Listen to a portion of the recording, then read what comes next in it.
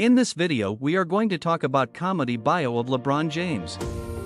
So before starting this video, like this video and subscribe to our YouTube channel for future updates. LeBron Raymone James Sr. is a Los Angeles Lakers NBA player, NBA. King James is considered one of the best players of all time and often compared to Michael Jordan. James has won 4 NBA titles, 4 MVP awards, 3 All-Star MVP trophies, and 2 Olympic gold medals. James has the most playoff points, 2nd most career points, and 7th most assists. He's been an NBA All-Star 18 times, All-NBA a record 18 times, and All-Defensive First Team 5 times. He's played in 11 NBA Finals, including 8 straight from 2011 to 2018. James was named to the NBA's 75th anniversary team in 2021 and became the first player to reach 10,000 points, rebounds, and assists in 2022. James played for St. Vincent, St. Mary High School in Akron, Ohio, and was a media darling. The Cleveland Cavaliers drafted him first overall in 2003. He was named NBA Rookie of the Year in 2004 and NBA MVP in 2009 and 2010. James departed Cleveland as a free agency in 2010 to join the Miami Heat. This was announced in the TV special The Decision and is among the most controversial free agent moves in sports history. In 2012 and 2013, James won his first 2 NBA titles with the Heat and was named MVP and Finals MVP both years. James re-signed with the Cavaliers after his 4th season with the Heat. In 2016, he led the Cavaliers to win against the Golden State Warriors in the finals, eliminating Cleveland's sports curse. James left the Cavaliers in 2018 to join the Lakers, where he won the 2020 NBA title and 4th Finals MVP. James became the first active NBA player to earn $1 billion. James has gained fortune and prominence from endorsement deals. He's been in books, documentaries, where he won 2 sports Emmys, and advertisements. 19 ESPYs, Saturday Night Live host, Space Jam, a new legacy star, 2021. James is a part owner of Liverpool FC and leads the LeBron James Family Foundation, which developed a school, housing complex, retail plaza/community center, and medical center in Akron. James married Savannah Brinson in San Diego on September 14, 2013. Bronny, born in 2004, Bryce, born in 2007, and Jury, born in 2014. James bought a $9 million 3-story house overlooking Biscayne Bay while with the Heat. James bought an East Coast-style property in Brentwood, Los Angeles, for $21 million in November 2015. James bought a $23 million Brentwood property in December 2017. Cleveland Clinic doctors noticed a tumor in James' jaw in January 2009. James' benign parotid gland tumor necessitated a 5-hour operation on June 2 after the Cavaliers' 2009 NBA playoff run. In a March 29, 2009 60 Minutes interview, James called Bryant the NBA's best player. James laments not playing Bryant in the 2009 NBA Finals. James, I didn't match the fans and our finals expectations in 2009. Everyone wanted to see it. We wanted it. I hate that he kept his promise and I didn't. I wish that had happened. James rescued Carmelo Anthony from the ocean in the Bahamas while sailing with Dwayne Wade and Chris Paul. Anthony described the incident in March 2020. James spends $1.5 million a year on personal cooks, trainers, and physical therapy.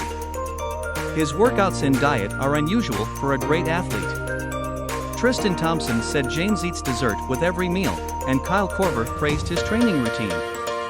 James drinks wine every night because he thinks it's healthy. LeBron James is the funniest person in Trainwreck, written and starring Amy Schumer, directed by Judd Apatow, and starring Bill Hader, Colin Quinn, Dave Attell, Vanessa Bayer, and Mike Birbiglia.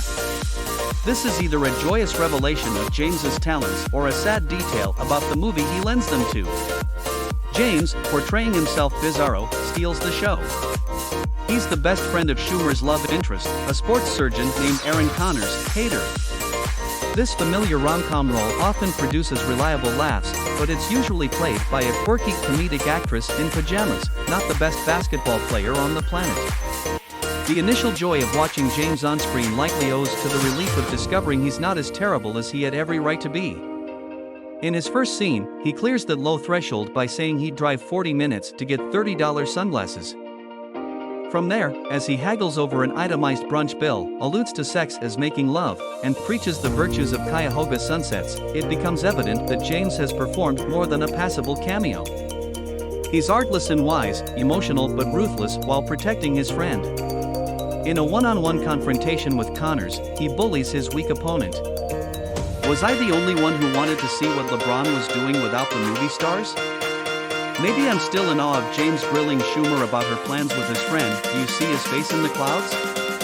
But he has given the best film acting performance by an active NBA player. This may sound limiting, but it includes Hall of Famers. Kareem Abdul-Airplane. Jabbar's performance as Roger Murdoch looms huge. The hell I don't, yet he seems more stiff than I remembered. Ray Allen was realistic as a high school phenom in Spike Lee's He Got Game, but the role's lasting influence owes more to the character's unique name, Jesus Shuttlesworth.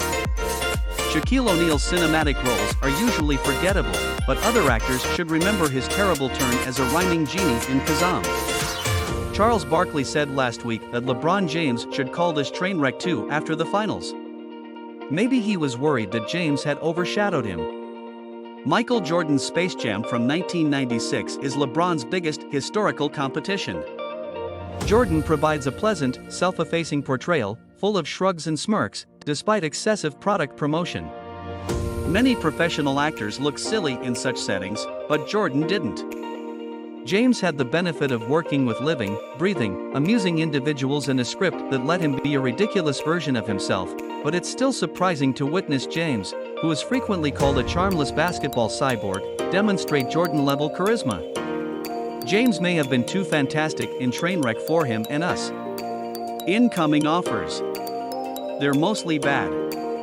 He'd rather not play a genie. Space Jam 2? James isn't the only athlete in Trainwreck, as Amare Stoudemire, Chris Evert, and Tony Romo show his better-than-expected performance. Anthony Lane writes in his movie review that name checks become embarrassing. These cameos seem to be about the director's industry juice and the movie's mass appeal. Sports play a surprisingly major, and even heroic, role in the movie, which is remarkable because both Schumer and Apatow claim to dislike sports. The plot begins with Amy Townsend, Schumer's character, delivering a lecture at the men's magazine where she works, saying that sports are infantile and uninteresting, a blight on the American landscape, and that sports fans, especially males, are boring and nasty. Sports as a controlling force, a costly amusement masquerading as culture.